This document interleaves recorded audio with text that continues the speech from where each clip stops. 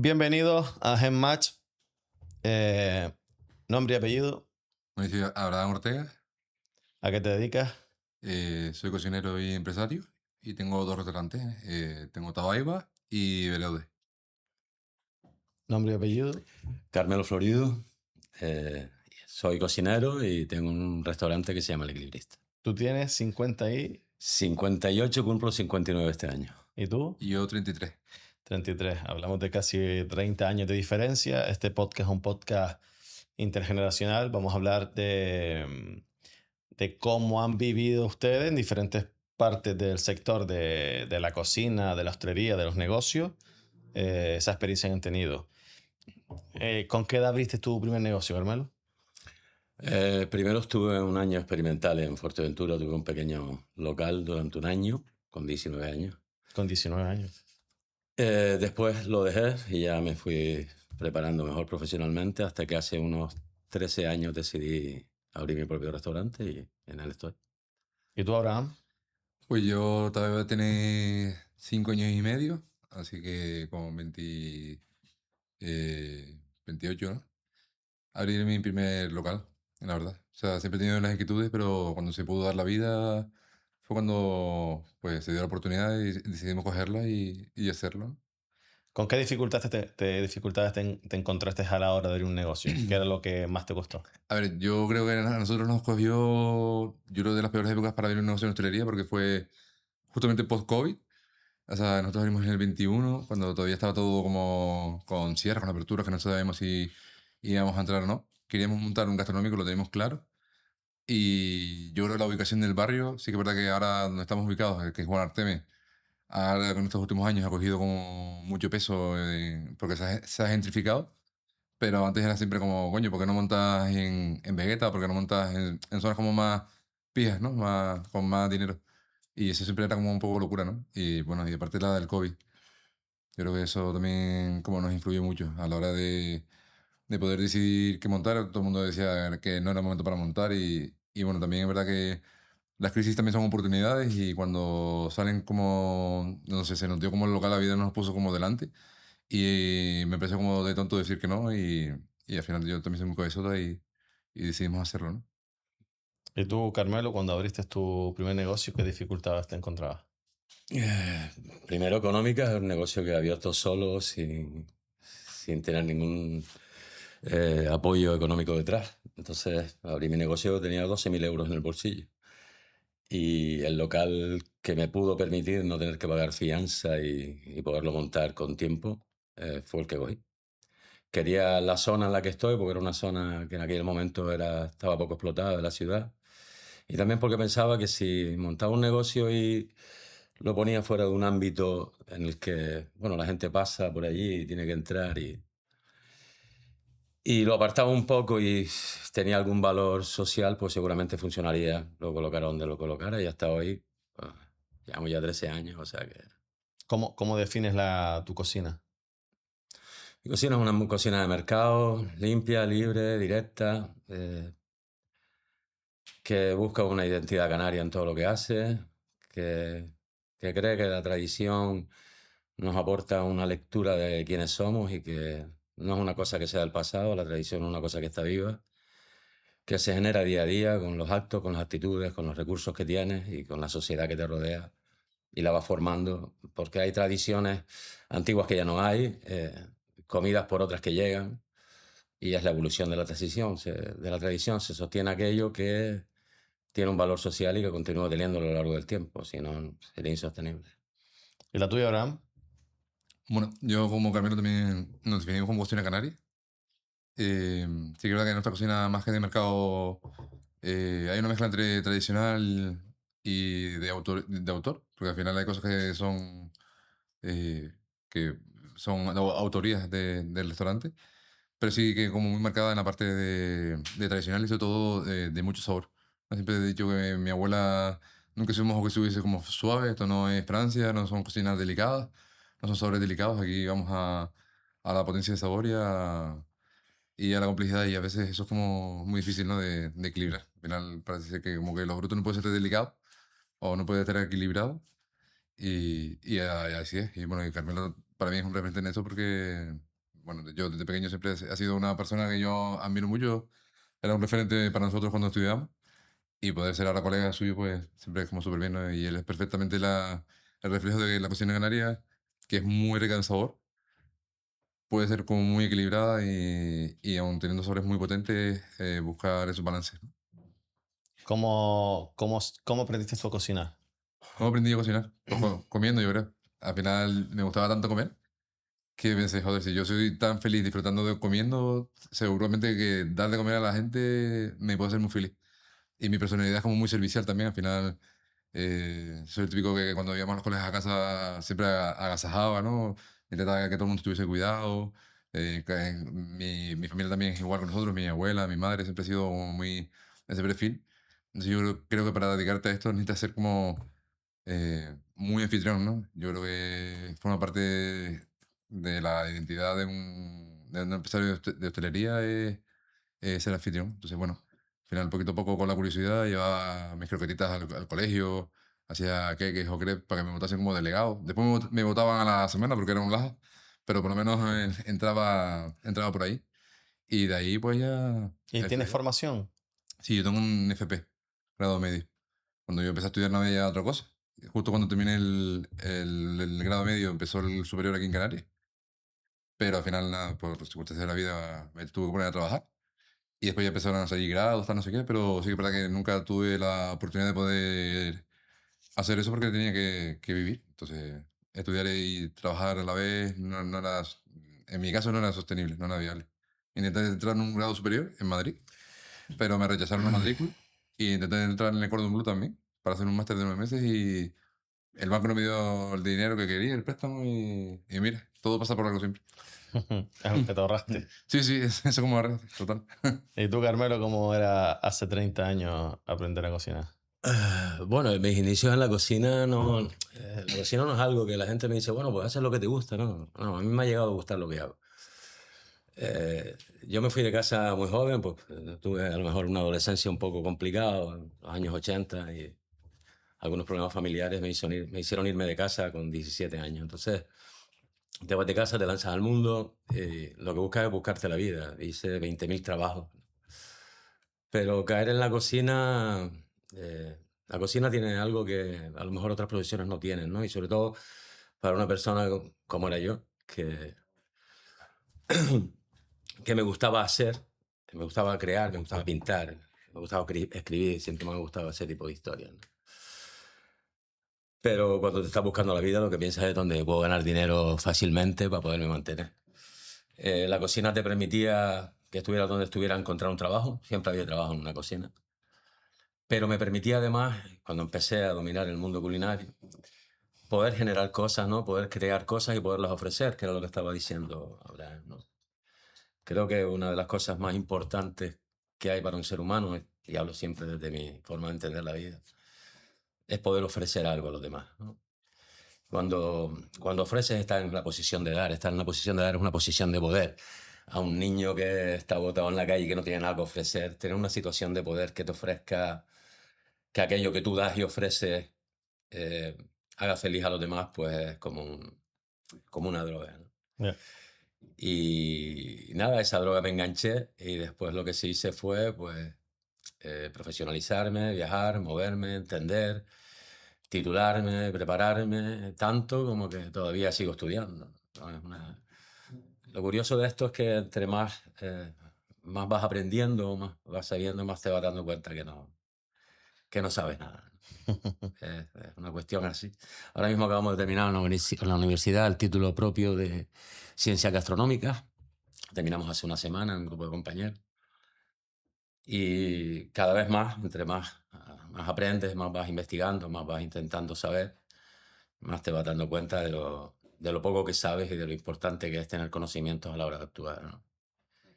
Y en eso estamos, intentando que con el conocimiento que uno tiene y las capacidades o la destreza que uno tenga, pues seguir ofreciendo a los demás, que al final es el valor de todo esto, ¿no? Producto local, denominado kilómetro cero. Mm. No sé cuánto hace que se denomina kilómetro cero, ¿no? Que ahora está muy en valor. Producto local, kilómetro cero, cada vez más, lo canario, canariedad, identidad, vamos a full, lo cual me parece genial, ¿no? Porque evidentemente todo lo que nos dé valor a nosotros y que encima es que lo tenemos, que no es algo que esté, no es como esa playa que te ponen en la tele y cuando vas ahí dices, ¿esto qué es esto? Aquí en Canarias te ponen en la tele y cuando yo dices que es real, es impresionante. Ambos usan producto local, tengo entendido que más tradicional, más revolucionario. No, ¿No? no, Bueno, no, ahora me no, dice, ahora me no. dice, ahora me dice. No, yo tengo una línea de tradición que va unida a la forma de expresarse y al sabor que quieras imponer. No es que se repitan platos tradicionales, Ajá. es que se continúa con una idea tradicional. Las tradiciones de los pueblos no van unidas a la definición de un plato, va unido al sentido que se le da a ese plato. Ese uso y ese sentido que se le da a ese plato se le dan todos los platos. Te voy a poner un ejemplo. La cocina canaria, Abraham hablaba, es una cocina que está cargada de sabor. Y está cargada de sabor porque existen elementos que hacen que ese sabor se potencie, ¿no? Nosotros hablamos del mojo como si fuera una salsa, pero el mojo no es una salsa, es una idea. No hay un solo plato de la cocina tradicional, entre comillas, pues la tradición tiene épocas, ¿no? Ujú. Hay unos platos que son tradicionales hace 200 años y otros que son tradición hace 50. O sea, la tradición es una cosa que sigue caminando, Ujú. que no está estancada en una época de la historia, ¿no? Pero el lazo que los une, el que lo identifica como de una región o lo identifica canario, es porque hay una unión y un ligamento de sabor y de expresión a la hora de elaborarlo. Tú defines la cocina japonesa porque tiene una línea de sabor. Y defines la cocina vasca porque tiene una línea de sabor. O de elementos o de componentes que lo perfilan o lo expresan en una línea y un concepto a la hora de elaborar. La cocina canaria también lo tiene. Eh, Hablamos del mojo, como te decía antes, como una idea de una salsa, pero el mojo no es una salsa, es una idea. No hay un solo plato en Canarias que no lleve un majao. Tú vas a hacer un potaje y lleva un majao. El majao es una idea de sabor y es una idea de mojo.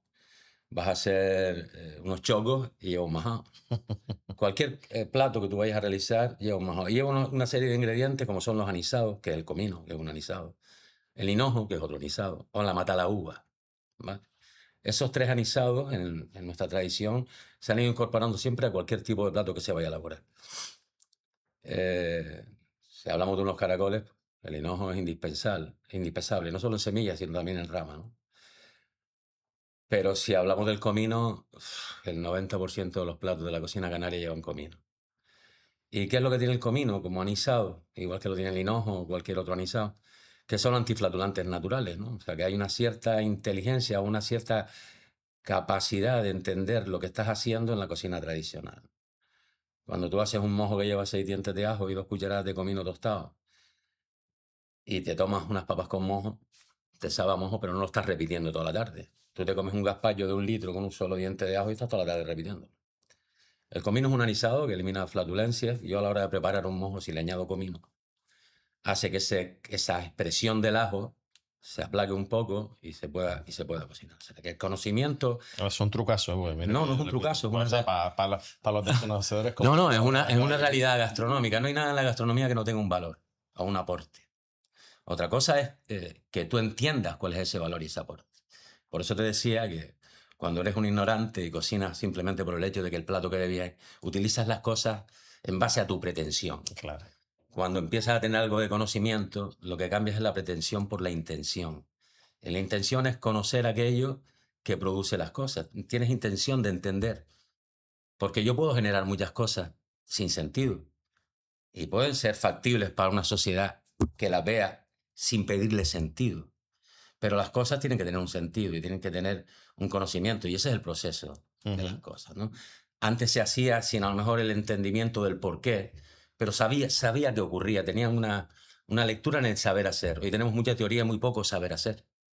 O sea, los descubrimientos, lo que aprendemos hoy, vienen de descubrimientos de gente que no sabía nada. Hoy vamos a una escuela a aprender cosas que nos han enseñado a ser gente que no sabía nada. Eso es lo importante del caso. Para que alguien estudie hoy ingeniería agrónoma, mi abuelo sabía perfectamente dónde había que plantar sin tener ni idea de qué componentes tenía una tierra. Pero palparlo con la mano entendía si la tierra era buena o no para plantar. Hoy entendemos qué componentes tiene la tierra, pero cogemos un puño de tierra en la mano y no sabemos para qué sirve.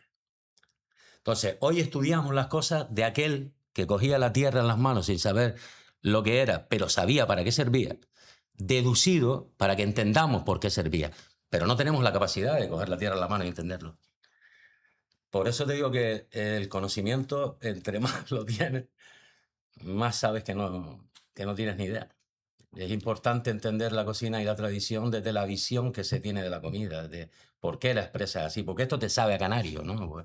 ¿Por qué pruebas esto y dices, me recuerda a? ¿Por qué te lleva a algún lugar? No te lleva al plato en sí, te lleva el sabor del plato. Y el sabor del plato viene inducido por una serie de elementos y factores y recursos que tienes en ese momento. Bien, por ahí quiero ir. A ver, Abraham, para ti, hoy en día ¿no? Están ustedes los chefs, los cocineros, que son unos expertos en este tipo de cosas como me estás contando ahora. Pero luego estamos el público, que vamos a un restaurante, yo quería un restaurante de cocina canaria. Y el otro día estaba comiendo precisamente en una terraza y diciendo, no, es que la cocina canaria, claro, es todo tipo, ¿no? Desde una carne fiesta hasta un pescado. Entonces, defíneme cuáles son los productos o los platos a los cuales podemos otorgar eso de cocina canaria. Los más tradicionales, los más típicos de un bar comida canaria.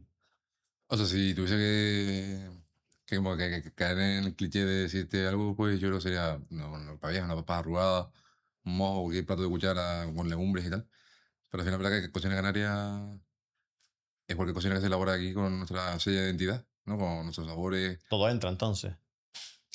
O sea, él, por ejemplo, hace un maqui con atún canario, gofio y almendras y maracuyá de aquí. ¿Es cocina canaria deja de ser cocina canaria por ser un maqui? ¿O es cocina canaria porque todos los elementos son canarios? Dímelo tú. Entonces, para mí, la cocina canaria es cualquier cosa que se elabore con una identidad canaria. Como todo se adapta. Para mí sería un plato de fuera con producto canario. Y está hablando de la opinión de un consumidor, no de un experto que tiene conocimiento en Claro, cocina. pero piensa que Canarias, por ejemplo, casi toda nuestra tradición viene adaptada desde fuera hacia nosotros. Claro. Porque todo, Correcto. prácticamente. Entonces, Que- del secado del pescado por barcos coreanos en su época, consumo de caviar con los capulloneros que hacían intercambio, yo sé, todo, en verdad, lo que podemos tener hoy en día como tradición Ujú. popular, viene de adaptado de cosas de fuera, Es más, hasta nuestro vocabulario. tenemos un plato como el sancocho, que todos hablamos del sancocho con una Es el plato por canariedad, excelencia, ¿no? Canario. increíble. Sí. Bueno, pues te voy a poner en situación.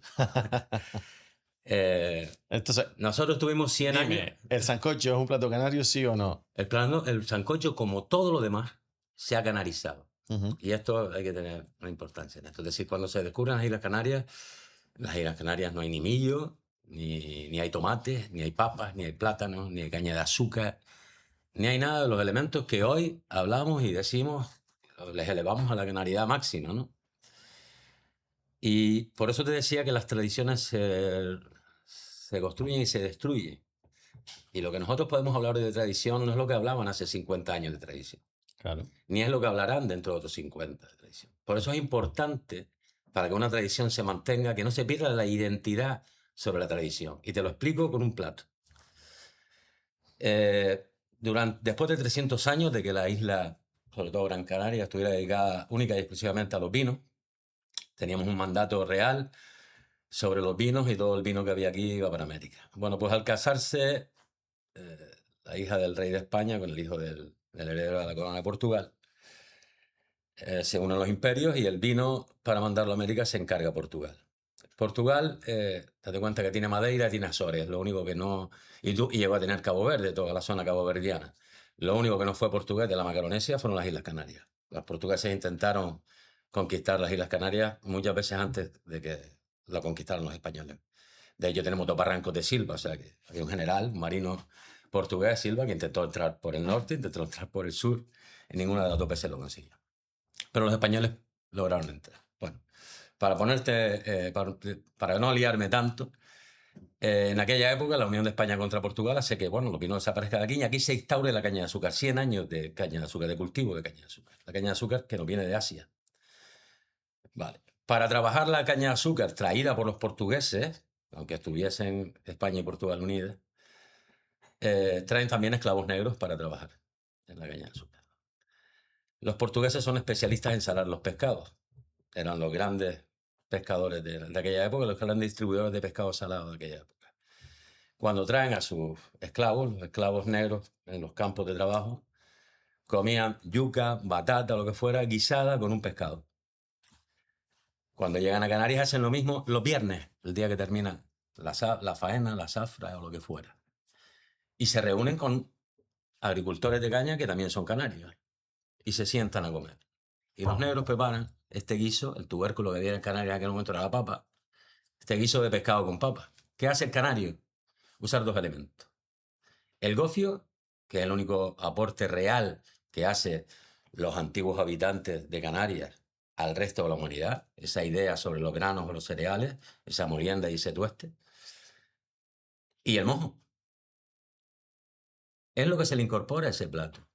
Y lo canalizamos con dos elementos de valor. Y lo hacemos nuestro con dos elementos de valor.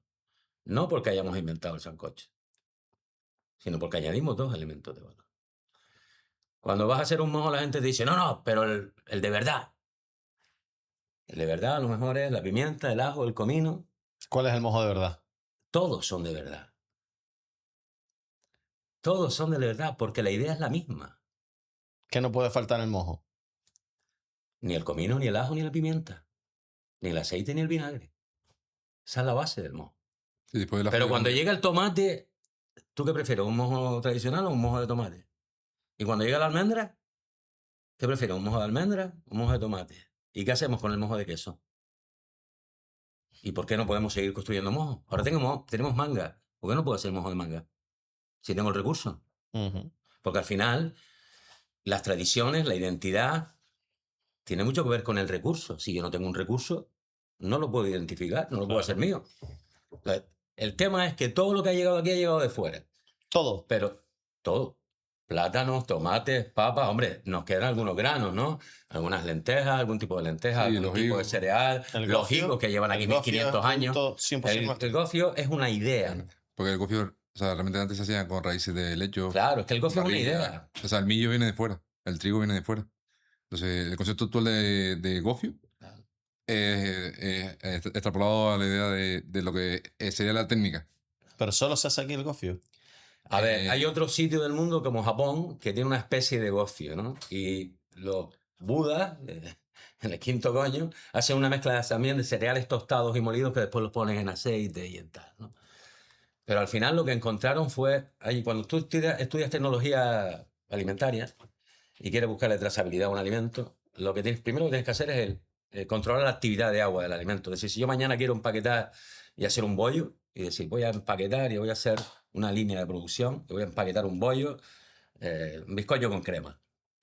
Tengo que entender qué actividad de agua tiene el bizcocho y qué actividad de agua tiene la crema, estabilizarla para que el producto tenga una trazabilidad y una durabilidad. ¿Y cómo consigo eso? Pues con solutos que hagan que, bueno, que esa actividad de agua no genere ningún patógeno, me estropee el alimento. Entonces, usaré azúcares, usaré sales, usaré glucosa, fructosa, usaré elementos, solutos que hagan que esa actividad de agua no surja. Los canarios lo arreglaron rápido. Tostamos el grano, lo molemos y no tengo actividad. Tú tienes un saco de harina, a los 3 días tiene palomillas. Mm, ¿Por qué? Porque has molido un grano donde le has dejado su actividad de agua. ujú. el gofio no. El gofio no. Lo hace un producto. Por eso te digo que el conocimiento de lo que la tecnología llega hoy es porque ya antes se hacía algo sin saber. Es como un conocimiento que viene implícito en empezar a entender lo que tienes en tus manos, empezar a entender qué recursos tienes y cómo puedes sostenerlo. La observación, ¿no? Esa inteligencia y esa capacidad le pertenece al hombre, no le pertenece a ninguna época de la historia, le pertenece al hombre. Y según el recurso que tenga el hombre en ese momento, pues llegará a deducirlo o no. Hoy lo estudiamos, pero ¿cuántas civilizaciones que no estamos descubriendo el mundo? Que la civilización no se puede haber sostenido 10 millones de años en la ignorancia. No estamos ahora descubriendo las cosas. No, Estamos intentando entenderlas. no tenemos ningún producto. ¿Hay algún producto que podamos denominar El higo es Made canario. in Canarias, El higo la 100%? higuera lleva 1500 años aquí. El cochino negro es canario, pero es un cochino negro que supuestamente, según todos los indicios, nos viene de toda la zona de los Amazigh, ¿no? Date cuenta que la población canaria viene antes de que aparezca el Sí, profeta. las cabras también. Cuando aparece Mahoma o cuando aparece el profeta, en la zona se exterminan todos los cerdos. Los cerdos es jalufa, es el diablo. Y es el diablo porque hay una enfermedad en aquellos momentos que es porcina, que mata a una población musulmana increíble Y le llaman diablo al cerdo, no porque el cerdo sea malo, ¿no? Porque las creencias de aquel momento eran eso. La única población de cerdo negro, cochino negro que queda supuestamente de latas africano es el cochino negro canario. Ya. Pues, es un elemento salvable, pero no existía en unos orígenes. Existe con la llegada, igual que existen las cabras, con la llegada de los supuestamente pobladores de las islas. Cuando van al mercado ustedes, ¿qué productos no fallan? Hoy fallan todos. Sabiendo que sí, que tienes que tener en cuenta que haya disponibilidad, etcétera, etcétera. Pero bueno, Como fetiche, dice. sí, si hubiese disponibilidad de todos los productos, todos los tipos de carne, pescado, ¿cuál nunca dejan atrás? A mí, por ejemplo, en fruta, los higos cuando son temporadas me encantan. O sea, me los como a kilos y los uso un montón. Y si tuviese que dirigir algo de pescado, yo diría que la vieja, aunque sea un pescado como muy menospreciado, No. a mí me agrada un montón. Me parece que es un sabor muy delicado y que tiene una versatilidad del carajo para cocinar. Al final tiene un montón de colágeno, tiene una piel bastante tersa, no es nada graso, Es un pero tiene perfil resistencia. increíble. Sí, sí, al final tiene un montón de cosas, pero yo creo que la verdad que el canario en general es como vieja, ¿no? Que eres como siempre te las metes de Sí. pequeño, si no guisadas, si no tal. Oye, pues tenemos muy buena... Pero viene un montón de gente. Nosotros tenemos un plato en el restaurante que es como una vieja guisada con aceite y sal, aceite y vinagre, perdón, pero ya reversionada, ¿no? Y de los comentarios que más escucho es, yo, de la vieja estoy como muy cansado porque siempre de pequeño te la daban de como es un pescado relativamente barato, o era un Ah, pescado sí. barato. Joder. Pues como que se comía mucho, ¿no? Y bueno, llegar a reaccionar de que la gente se lo coma es guay. Para mí es un fetiche.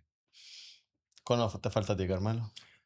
Yo hace muchos años que Te da igual. dejé de tener ninguna pretensión. Yo voy al mercado y lo que sea de aquí, pues buscaré la forma de darle vuelta, de Ya. intentarlo interpretar. Te has tenido que adaptar tantas veces que al final... Sí, pero es que yo hablo siempre de mi visión, no estoy diciendo que yo tenga ningún tipo de razón sobre lo que hago. Tengo mi razón y me hace sentir bien a mí, por eso lo hago, ¿no?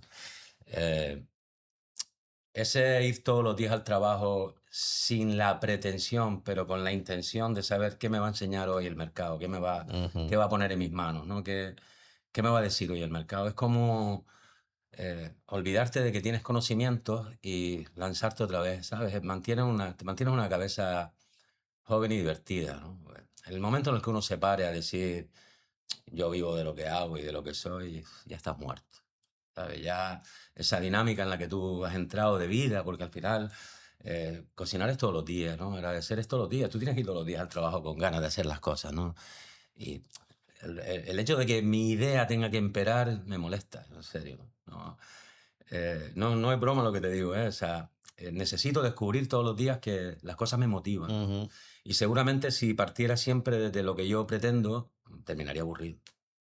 Ya. Y eso para mí es un reto, ¿no? Bueno, son diferentes experiencias y épocas. Claro, es que Ah, no, antes hablabas de que hay una diferencia de edad. Claro, totalmente, yo claro. cuando tenía la edad de me comía el mundo, ¿no? Sí, sí. Trabajaba para otros y consideraba que aquello era mío. O sea, yo me partía el Yo culo. llevo 10 años y lo que pensaba, algo que pensaba al principio que digo, jamás cambiaré de opinión, ahora Sí, sí. totalmente cambio porque dices tú, ¿no? Y también te adaptas a cuando viene una serie de problemas constantes, dices tú, ya no me puedo anclar a esto. Si no hay un producto, lo cambio, ¿no? En base a esto les voy a preguntar, ¿no? Por ejemplo, les voy a hacer dos preguntas. Una son las reseñas que ambos son dueños de restaurante y quiero que me digan qué opinan de las reseñas. Y también del producto, ¿no? Yo, por ejemplo, esta semana tenía una reseña que hablaba sobre han cambiado y yo le voy a responder, digo, sí, pues, que evidentemente que hemos cambiado, como que me ha cambiado el proveedor, tiene que cambiar porque no consigue siempre la misma mercancía, etcétera, ¿no? Los cambios a los cuales antes uno te ponía usted y me estás cambiando, es que es inevitable que cambie, ¿no? El producto uno siempre busca mejorar, pero inevitablemente. Entonces, ¿qué opinan ustedes de eso? ¿Qué opinan de la gente que critica que han cambiado el producto a lo largo de los años? Pues si tú llevas 6 meses, lo puedo entender. Y también, ¿qué opinan sobre la reseña como tal? A ver, como la reseña como tal, yo creo que está como mal gestionado. En general, las plataformas de reseña me parece que dan demasiada potestad al cliente o a los clientes que vengan sin tener sentido. A mí me han puesto reseñas por estar cerrado. Simplemente una reseña negativa porque hoy no estoy abierto. Es como, bueno, pues tengo también mis días libres, ¿no? Un descanso. Y creo que también como demasiada voz a través de un anonimato o de una pantalla. Que no, yo antes decía Camilo que ahora, bueno, me cambié de casa, tal, no sé qué, y tengo como... eh, o sea, a lo mejor tengo un problema con un vecino que antes, antiguamente, tocabas la puerta del vecino, hablabas y decías, oye, mira, me pasa esto y esto y esto. Pues en el restaurante parece que es como igual. Nosotros preguntamos siempre al comensal que qué tal todo, y todo es como muy bien, tal, no sé qué, y de repente, pum, te pongo una reseña cuando... Sí, sí, sí. Por cosas que no tienen sentido. Yo reconozco, por ejemplo, que en nuestro restaurante las que más tenemos son porque somos muy estrictos con los horarios de reserva y con los horarios de cierre. Y es otra cosa que también se podría abrir un melón, es como que parece que la hostelería no puede tener un horario de cierre fijo, sino es adaptativo al gusto del cliente que quiera comer. Y es como parece que si te pongo una cuenta porque te toca irte, es un desprecio. Están echando. Cuando sí, te estoy echando porque ya cierro el local. Porque si tú vas a un Mercadona y que cierra a las 9 y vas a las 9 menos 5, en 3 minutos te echan, pero, o sea, que te empujan, te pagan las luces. Y yo con la licencia te estoy dando también un margen de tiempo. Y creo que eso es como, ese tipo de reseñas no tienen que tener validez y que cambies el producto, obviamente, después de 10 años. Por ejemplo, en tu caso, que tienes pues aquí el local de aquí al lado, si en 10 años no has cambiado, o sea, uno que yo creo que te morirás y que tampoco trabajamos con tornillos. Al final, nuestro producto no siempre es igual. Así, aunque compres siempre la manga al mismo señor todos los años, no todos los años viene igual, no todos los años tienen la misma cantidad de agua, no siempre están en el mismo punto de madurez. Entonces, es normal que las cosas vayan cambiando. Que nuestro trabajo es intentar mantener un estándar de calidad, pues lo hace, pero dentro de un sentido, ¿no? Que cambia, claro, que cambia, todo cambia. Sí, sí, sí. Todo cambia inevitablemente. O sea, al final la propia materia prima, la carne, la vaca, el sabor cambia, cantidad de grasa. Sí, Es lo que inevitable. alimentes, las manos, El lo mismo cocinero. comensal cambia. Sí, El sí. mismo comensal que hace una Claro. reseña negativa viene a los 10 días y te pone una positiva. O sea, hace años vine pero claro, encima la reseña tiene como el arma de voy a hacer daño, ¿no? O sea, esta reseña se quejaba de la materia y Pero dice, a me ver, cobran 80 euros por 2 hamburguesas y comieron 5 personas, a ver. a razón de 5 personas.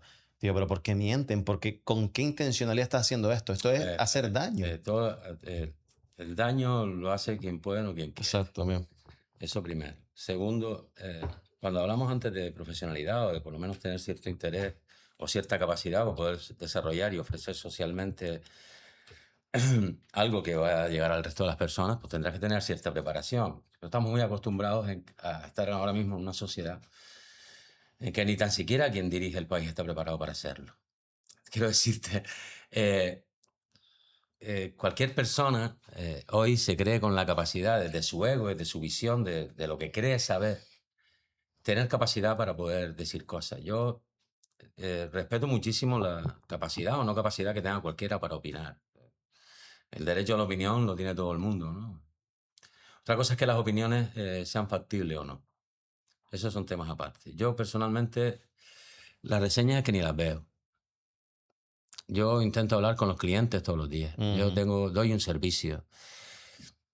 Yo soy una persona llana y sencilla. Si voy a un sitio a comer y estoy comiendo algo que no me gusta, o que no me está gustando, o que estoy encontrando que tiene algo que no entiendo, yo llamo con honestidad a la persona y le pregunto, y le digo. Porque no considero nunca que nadie que esté atendiendo, tenga un negocio, tenga la intención de joderte, de fastidiarte o de molestarte. Yo cuando voy al médico y el médico se retrasa y me dijo 1 hora y ha tardado media hora más, yo no estoy pensando que el médico ha querido joderme. No se me ocurre pensar eso. Entonces, cuando alguien te pone una reseña negativa o positiva, a mí en realidad lo que me molesta es que tenga que tener un espacio de papel donde él pueda desarrollar lo que piense y que me haya tenido a mí delante y no me lo haya dicho. Eso es lo único que me molesta. Porque yo, como persona que soy, cometo un montón de errores, de los cuales estoy muy satisfecho también. Porque gracias a ello he ido aprendiendo durante la vida. Entonces, somos humanos. Yo que tropezar con una persona y que esa persona tenga un error, me tropiezo todos los días. No le achaco a nadie ese error. No condeno a nadie por ese error. Todo lo contrario. Entonces, si alguien quiere poner reseñas y decir que, bueno, que el sitio es chungo, que es fatal, que no sé qué, bueno, tiene su derecho. Pero también tiene derecho a ser persona y decírtelo ahí tranquilamente. Totalmente. Y yo, ante eso, pues asumiría las partes de error que tengo, aprendería en las partes de error que tengo, si lo tengo, porque he oído comentarios o he visto a gente decir cosas que se alejan totalmente de la realidad de lo que se les ha ofrecido. Entonces, Lo que te quiero decir, yo personalmente, yo las reseñas ni puñetero caso que les hago, ¿sabes? Ni Ya, puñetero caso. afectan menos, evidentemente con los años al principio afectan, pero a mí me jode más la poca capacidad de la persona de hablarte allí y decirte, oye, esto y esto y ser humano, a, quieras o no, tienen fuerza las reseñas y te pueden hacer daño a trabajadores, Si las a reseñas muchas tuvieran familias. fuerza y lo que dijeran fuera verdad, el negocio estaría cerrado. Sí, pero bueno, pues también depende No, muchas estaría veces cerrado. de las demás A reseñas, ver, claro. hay clientes objetivos para todo. Tú imagínate que yo soy un cliente de Mercedes o de Bentley, ¿vale? Y me voy a comprar un Dacia. Cuando me monte en el Dacia y arranca, empezaré a sacar conclusiones sobre la visión que tengo de los coches. O sea, no me ofrece lo que me ofrece el Mercedes o no me ofrece lo que me ofrece. Entonces empezaré a decir todas las carencias que tiene aquel Claro. coche. Pero el Dacia se sigue vendiendo porque hay una parte de la sociedad que no tiene tu opinión, que no tiene tu visión. Las opiniones y las visiones no gobiernan el mundo, gobiernan la idea de una persona, no gobiernan mi trabajo. La única opinión que gobierna mi trabajo es la mía. Y yo la expongo frente al público. Y el día que mi opinión sobre mi trabajo no sirva, el público me cerrará la puerta. El público, no la opinión. Y cerraré la puerta con mi trabajo cuando no sirva de nada para el resto de la sociedad. No me quedará otra. Porque la sociedad y el cliente manda en una sociedad de mercado. Si tienes un producto que es válido, se sostiene. Si no lo tienes, se va. Entonces, por muchas reseñas que te hagan, por muchas veces que te digan qué malo eres, por muchas veces que nos acaba de pasar, después terminó un mundial de fútbol y el pobre Ferraz era el Malo, peor sí. de todos. Y nos hizo campeones del mundo. Las personas tienen que tener claro qué es lo que hacen, por qué lo hacen y si de verdad están poniendo todo lo que pueden para ofrecer algo. Si es así, ¿a qué le vas a tener miedo? Muy bien, vamos concluyendo ya. Que si nos metemos en el mundo de la hostelería, creo que podríamos estar aquí bastante tiempo, pero no quiero perder el foco. Simplemente ya para concluir, ¿qué creen que deben aportar cocineros como ustedes para seguir o perpetuar en el tiempo lo que es, no perder esta cocina canaria como tal, que como bien dices, las tradiciones van cambiando, algunas son de hace 100, otras son de 50 y algunas se están creando ahora. Pero ¿qué crees que debería de hacer ustedes, que al final están en las manos de ustedes para esto, no perder esta tradición? A ver, yo creo que nuestro trabajo sería como legar, ¿no? Al final, intentar generar un conocimiento, ya sea de técnica, de productos, de cualquier cosa que se pueda legar y que la persona que venga detrás no tenga que empezar como de cero y transmitir la pasión que tengamos en este caso, por ejemplo, con lo que fue para mí, Carmelo para mí, que era como una referencia. Pues si yo fuese capaz de hacer referencia para una solamente de persona, que genere pues una continuidad del movimiento, para mí sería como tener mi trabajo muy cubierto, simplemente, yo pienso. Yo, igual que Abraham, lo que estamos haciendo hasta ahora es seguir dándole voz a una idea que tenemos, ver que cada vez se suma más gente a esta idea, porque no es una cuestión solo nuestra, ¿no? Hay un montón de compañeros que están en esta idea, un montón de gente joven que está luchando por esto, gente que estuvo antes que nosotros que no ha sido valorada. Ya. Tenemos restaurantes que a lo mejor no tienen la visión o la conceptualidad que tenemos nosotros con la comida, pero que han sostenido la cocina canaria durante un montón de años. Tenemos gente como El Padrino, como Casa Enrique, como Josefina, ¿sabes? Tenemos personas mayores que llevan desde su visión de las cosas, desde su capacidad y desde sus posibilidades manteniendo esto, y también hay que reconocer que gracias a ellos muchas cosas se han sostenido, mucha gente ha entendido lo que es una papa arrugada, lo que es un escaldón de gofio y lo que es una idea canaria. Gracias a esa gente, nosotros somos el siguiente eslabón y espero que haya eslabones después, pero creo que al final lo único que uno puede hacer es darle voz, creer en lo que uno está haciendo y si los demás ven algún valor en ello y creen que es un camino a seguir, que lo sigan porque Al final es el camino de una idea canaria, de una cocina canaria, del producto canario, de nuestra identidad. Y es la forma de ofrecerles a los demás una forma de ser. Y si perdemos eso, ofreceremos comida a los demás, pero no ofreceremos una identidad a los demás. Y creo que eso es importante. Y que solo me nombren un producto o un plato sin dar explicación. Si viene alguien de fuera, de donde sea, y quieren que prueben cocina canaria, un plato, solo pueden elegir un plato. Me lo Tienen complica. que decirme un solo plato. Y no puede ser un producto Oh. y que haya No. 50 platos. Tú le vas a llevar a una persona y se te va a llevar a probar este plato. Ah. ¿Qué plato sería? Un potas de ver. Bien. Un mojo macho. No era tan difícil el mojo que lo pongan en todos lados. Un mojo macho, sí. Bueno, Carmelo, Abraham, gracias. Gracias por compartir la experiencia.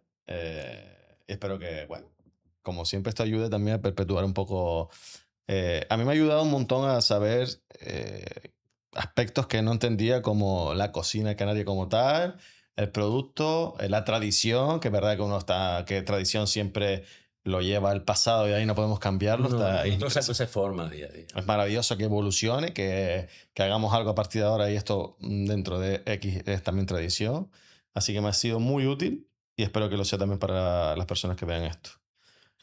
Muchísimas gracias. Gracias a ti Gracias. por el espacio y por habernos dado voz. Claro. Gracias a ti. Muy bien.